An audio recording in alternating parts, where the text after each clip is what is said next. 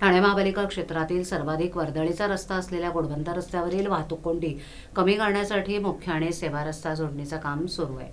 स्थानिक नागरिकांचा विरोध डावलून प्रकल्पाचं काम सुरू असून त्यामुळे स्थानिकांमध्ये नाराजी आहे. शिंदेंच्या शिवसेनेच्या आग्रहानुसार हा प्रकल्प राबवण्यात येत असतानाही त्यांचा मित्रपक्ष असलेल्या भाजपाच्या नेत्यांनी मात्र या प्रकल्पाबाबत वेगळी भूमिका मांडली.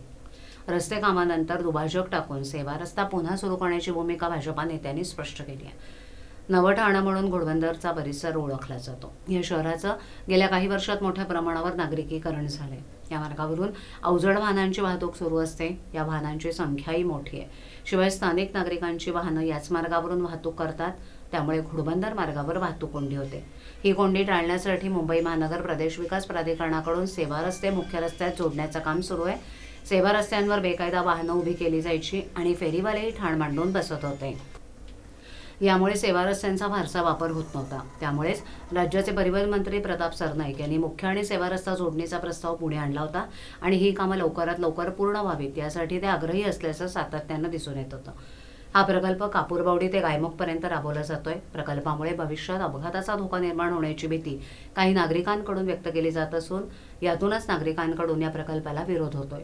नागरिकांचा विरोध डावलून या प्रकल्पाचं काम सुरू आहे. हिरानंदानी इस्टेटमधील नागरिकांनी मध्यंतरी भाजप आमदार संजय केळकर यांची भेट घेतली होती. त्यानंतर त्यांनी MMRD अधिकाऱ्यांना सूचना देऊन काम थांबवलं होतं. यामुळे या रस्त्याबाबत शिंदेंची शिवसेना आणि भाजपाची वेगवेगळी भूमिका असल्याचं चित्र दिसून येत असतानाच आता याबाबत भाजपा नेत्यांनी स्पष्ट भूमिका मांडत पुन्हा सेवा रस्ता करण्याची भूमिका मांडली आहे.